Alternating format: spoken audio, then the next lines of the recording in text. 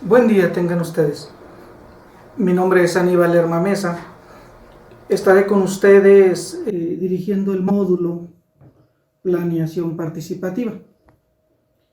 En esta modalidad de videoconferencia, modalidad a la que de alguna manera nos ha obligado esta pandemia.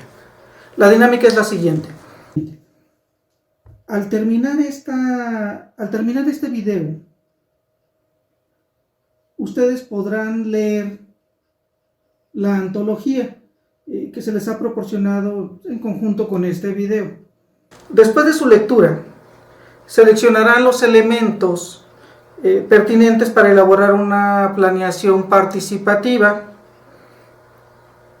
La problemática que se relatará en el diagnóstico puede ser real o puede ser ficticio, pero lo que la planeación participativa contenga tendrá que estar alineado a ese diagnóstico. Este producto, que deberá ser enviado a más tardar en un mes, les permitirá acceder a una evaluación. De antemano, se les solicita evitar copiar y pegar alguna planeación ya realizada que esté por internet. El envío será al correo que en este momento está apareciendo en pantalla: anival.lerma@yahoo.com. Bien, pues comenzamos. Dice Marx en su tesis sobre Feuerbach que los filósofos se han limitado a interpretar el mundo de diferentes modos, pero ya de lo que se trata es de transformarlo. En estas palabras es donde se enmarcaría la participación o la ejecución de la planeación participativa. Es preciso señalar que la realidad que nos circunda, que decimos conocer, es solamente una parte. Es esta parte que nosotros conocemos, es esta parte que nosotros interpretamos, pero que lógicamente en estas realidades, entrecomillado, cada persona, cada individuo tiene su propia interpretación. Sin ir más allá en esta cuestión de la interpretación, en esta pandemia por el virus, el SARS-CoV-19, hay quien le tiene temor y se preocupa en cuidarse a sí mismo, cuidar a su familia, cuidar a los otros. Hay quien dice, no existe, es un invento del gobierno. Son interpretaciones de una misma realidad. El conocimiento de estas realidades o de la realidad parcial en ocasiones nos obliga a plantearnos el hecho de generar cambios, de transformar esta realidad. Esta necesidad de cambios, cuando ya se decide a realizarlos, debe de ir acompañada ineludiblemente por una planeación.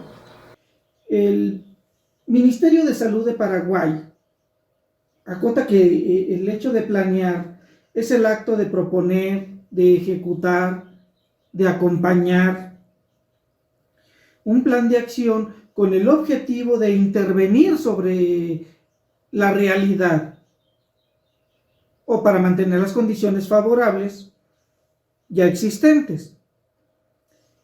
Según Henry Fayol, la planeación es la primera etapa del proceso de transformación que se da en toda organización. Y el fin último es lograr los objetivos que se han propuesto. Eso sería la finalidad, ¿no? Lograr los objetivos, las metas, o ir trabajando hacia la misión.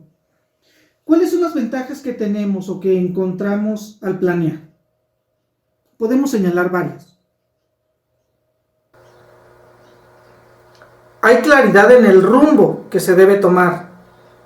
Hay una visión y una misión clara de lo que queremos lograr a mediano, a largo plazo y hasta en el corto plazo. Dinamiza, mueve e integra a los individuos, grupos, equipos. También se da una optimización de recursos materiales y humanos. Y además se presenta una eficiencia en el manejo de los tiempos. La planeación también permite evaluar los resultados del impacto de la ejecución y de las acciones. Esta evaluación se presenta de manera bidireccional. Al evaluar lo que se ha hecho nos permite tomar datos que pueden derivar en la modificación de las acciones o proponer algunos datos que nos permita continuar con este proyecto, continuar con esta planeación de diferente manera o de igual manera. La planeación como tal, en lo general, tiene tres principios. Es el principio de unidad, principio de flexibilidad y principio de precisión. Doy una breve explicación de cada uno de ellos. Principio de unidad, es decir, unifica todas las acciones. Permite que todos los esfuerzos individuales puedan unirse y generar un mismo movimiento hacia la consecución de los objetivos y evitar en lo posible el hecho de que se disgreguen todos estos esfuerzos. Principio de flexibilidad, es decir, la planeación, a pesar de que se ha considerado cada una de las acciones para poder llegar al objetivo, esto no implica la cerrazón de que solamente eso que se está planeado es lo que se permite realizar. Dentro de las acciones que se van realizando, se puede permitir el hecho de ir cambiando y generando algunos movimientos que la misma acción vaya tolerando. Todo en la consecución de los objetivos, de la misión, de la visión, de las metas.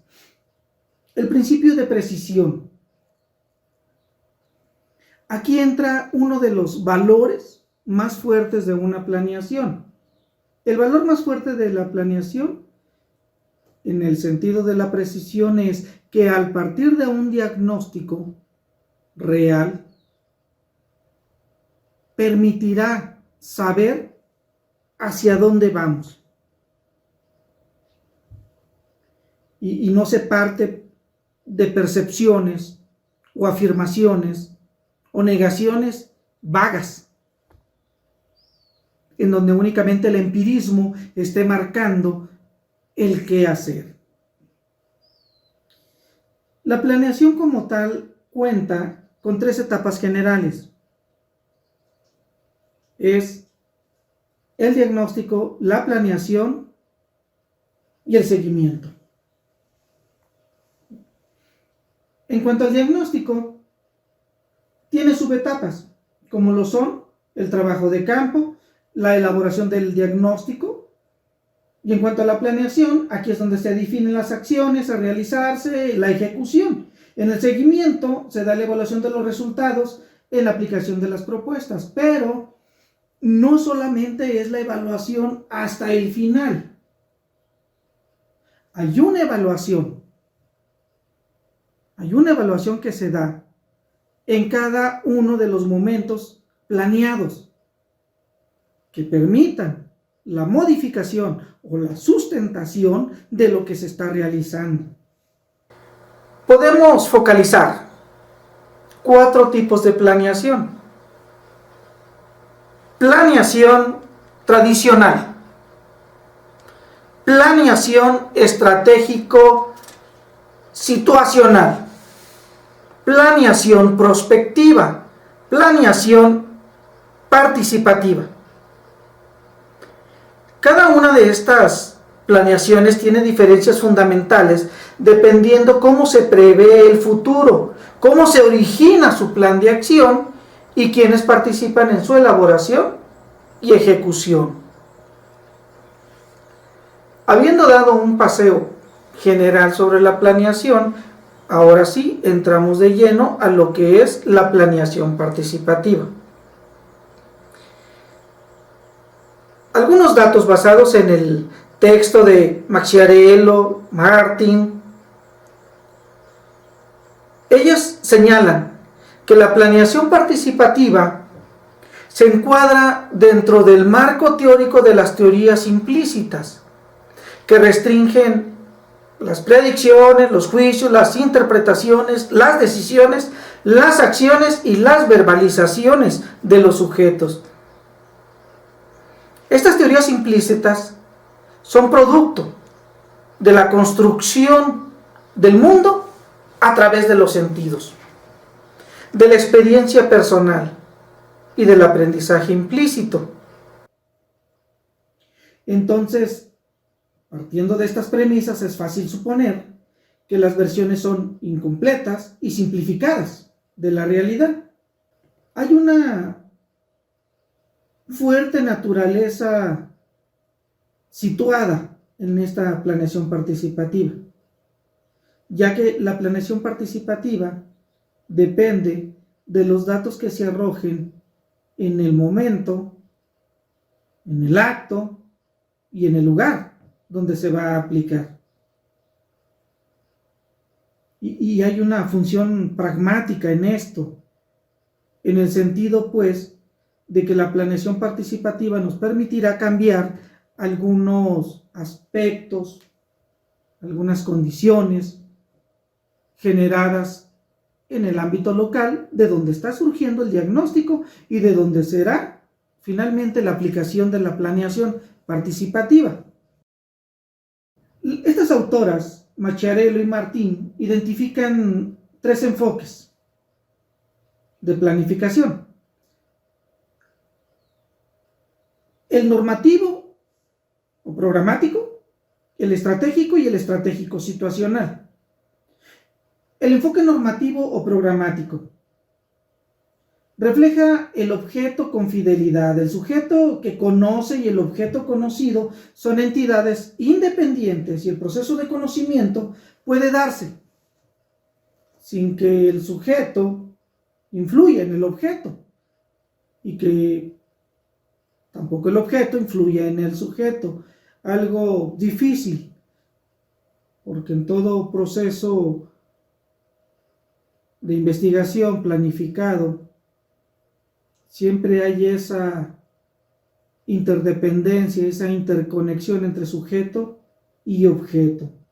En este enfoque normativo programático, el sujeto que conoce parte de un diagnóstico explicativo. El planeamiento es concebido como una sucesión de estados que se concreta, se formaliza en un plan, en un documento, o como ellas lo mencionan, en un plan documento. En este enfoque hay momentos que están definidos. Son el diagnóstico, la programación, la ejecución y la evaluación. Matus lo denomina como modelo determinístico con certeza, dado que en este enfoque el futuro es previsible y es predecible con toda seguridad, con todo lo que una crítica pudiera derivar de este concepto donde el futuro es predecible. El único actor que puede actuar sobre los otros sujetos es el que planifica. Vamos, aquí hay una centralización como tal. El otro enfoque mencionado por las autoras, el enfoque estratégico, supone que el conocer sigue siendo igual, al igual que el enfoque normativo. Reproduce la estructura del mundo sobre la que se va a actuar, pero se admite la existencia de varias interpretaciones o representaciones acerca del mismo objeto. Es decir, es una realidad, pero esa realidad implica varias interpretaciones que los sujetos van brindando a esa realidad. Desde el punto de vista ontológico, el planeamiento se concibe como un proceso continuo y sistemático que se despliega en el tiempo, en una línea temporal, y hay etapas sucesivas. El preplaneamiento o establecimiento de acuerdos, el análisis del contexto, la declaración de la misión institucional y la formulación de objetivos y acciones estratégicas. Además, permite ir realizando adaptaciones continuas al contexto. Según Matus, es posible la previsión cualitativa, es decir, se pueden enunciar todas las alternativas futuras, diferentes escenarios, pero no se pueden proporcionar probabilidades objetivas. Reconoce Matus que en este enfoque la planeación permite tratar de modificar ese futuro, pero mismo Matus acepta que ese futuro no es predecible en su totalidad ni con total seguridad. Llegamos al último enfoque, el enfoque situacional. En este enfoque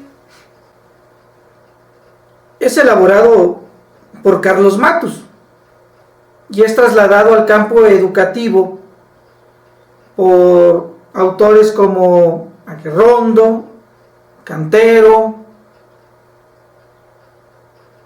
Selman. Carlos Matus establece una categoría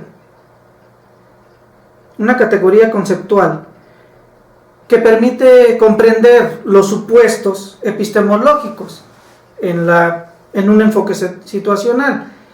Carlos Matus lo ha denominado situación.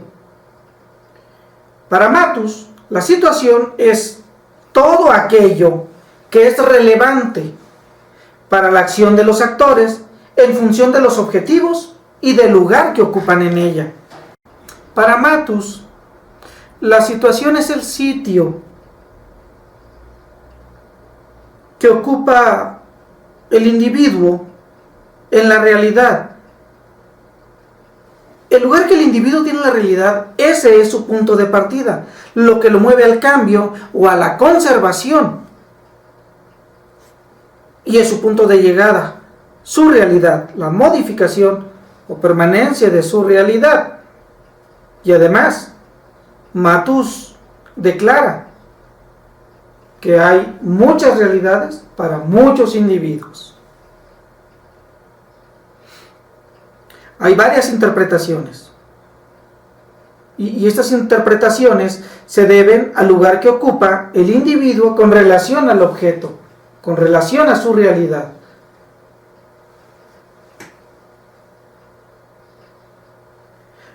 El planeamiento situacional es un sistema complejo que contiene múltiples subsistemas en interrelación. El planeamiento situacional es la resultante de un proceso de interacción entre fuerzas políticas, sociales, económicas, culturales y psicológicas. Este sistema es multidimensional y multiescalar, es decir, se puede aplicar aula, escuela, sistema educativo, zona escolar, jefatura de sector. Se reproduce y se transforma como resultado de la aplicación de las fuerzas, antagónicas o no, que lo integran. Para Carlos Matus, los resultados de la planeación participativa, en este enfoque, los resultados no dependen de los que planean, sino que es el resultado de las interacciones entre los componentes de un sistema. Vamos, aquí pudiéramos ya mencionar este enfoque sistémico. Matus elabora un concepto para señalar esta incertidumbre, este enfoque sistémico, y lo llama incerteza dura. Es decir, para Carlos Matus, el futuro está abierto a múltiples posibilidades. No se puede predecir el futuro, la predicción es nula y la previsión es limitada a algunas alternativas.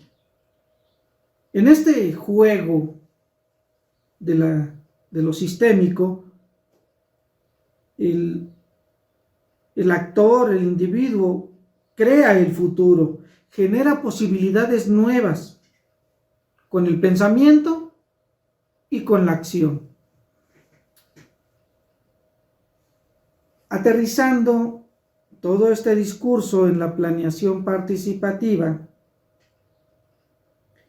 el Ministerio de Salud de Paraguay establece lo siguiente, lo leo de manera textual. Este tipo de planeación se opone a la planeación central, se opone a que sea una entidad quien se abrogue la facultad de decidir el qué y el cómo hacer. Es decir, dicho señalamiento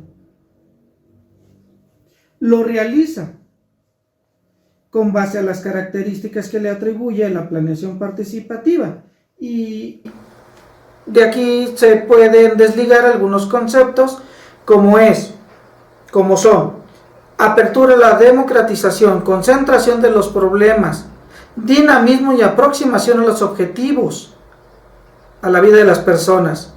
Y además agrega que este tipo de planeación, su metodología, debe permitir negociaciones continuas entre los diversos individuos o participantes interesados en esta planeación o planificación participativa. La Semarnat agrega algo más. En el manual de planeación participativa estipula que para que una planificación participativa promueva la organización, debe contar con los siguientes elementos. Los individuos deben compartir los mismos objetivos. Debe funcionar con una práctica democrática. Deben defender intereses comunes o actuar bajo intereses comunes. Ponerse de acuerdos, tomar acuerdos, pero también esta toma de acuerdos debe permitir la escucha y el habla, en el sentido de escuchar y considerar las opiniones de los otros elementos que están en esta organización. Además, al momento de estar participando en la elaboración de la planeación, también deben de estar comprometidos a la participación activa, a la ejecución activa de lo planeado. Para que esta participación sea efectiva, se parte de una premisa: la información veraz y oportuna. Todos los participantes deben de estar conscientes del por qué su participación, del para qué su participación.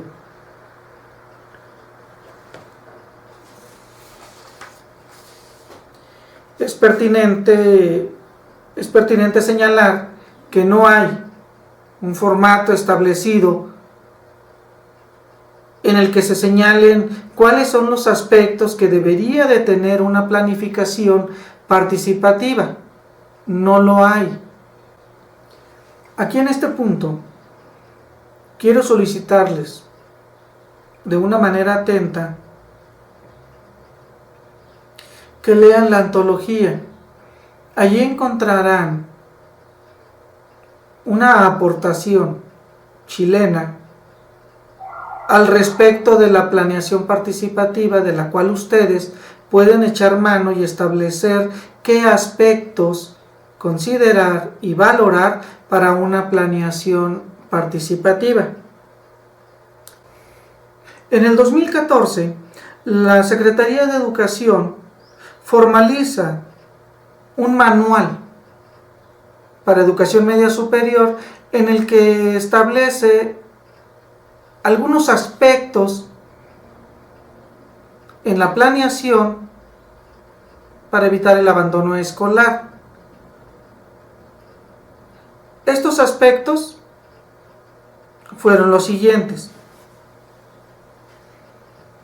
En una primera sesión, el director del plantel reúne a un equipo y formaliza de alguna manera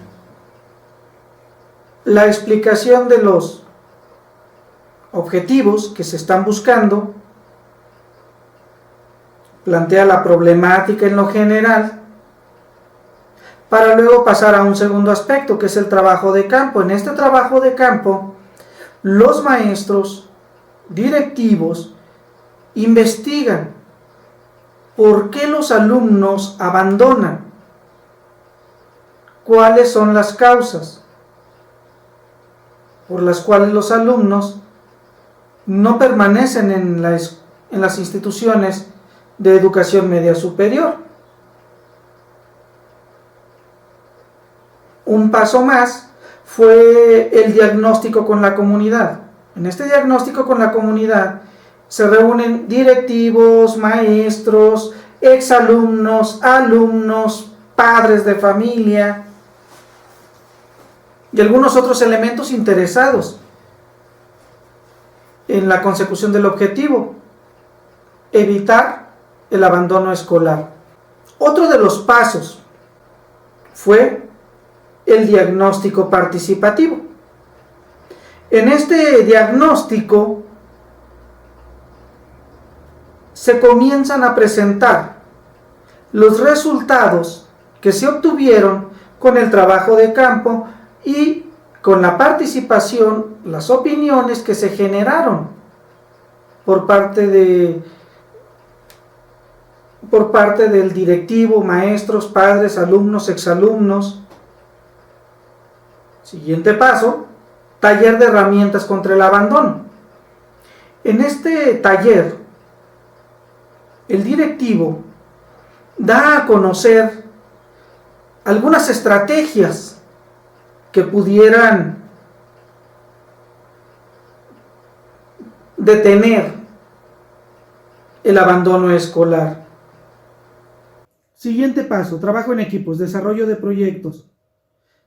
Aquí se conforman los equipos, comienzan a generar los proyectos.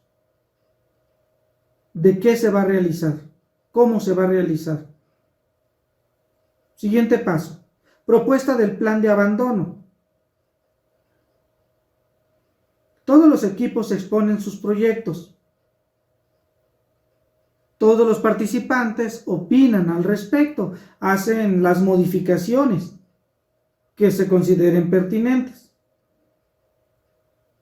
Penúltimo, el involucramiento de la comunidad en el plan.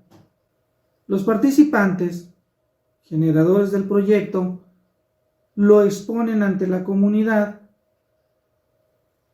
para dar a conocer cuáles fueron sus hallazgos, qué es lo que se va a realizar. Por último, se elabora el plan contra el abandono escolar y su seguimiento. Aquí en esta parte, directivo y personal elaboran el plan y comienzan su aplicación y a dar seguimiento. Estos son los pasos que están en este manual.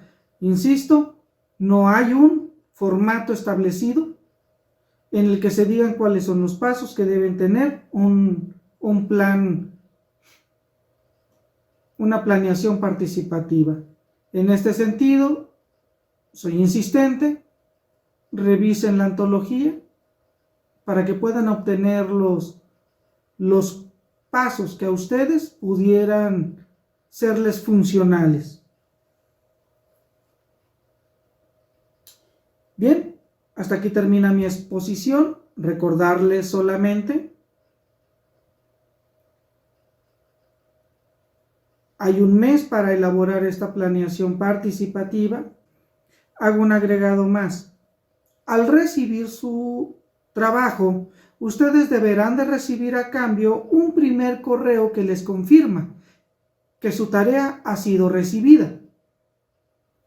Después recibirán un segundo correo en el que tendrán ustedes de vuelta su trabajo con la revisión y con las sugerencias, si es que así hubiera. Pues gracias y hasta la próxima.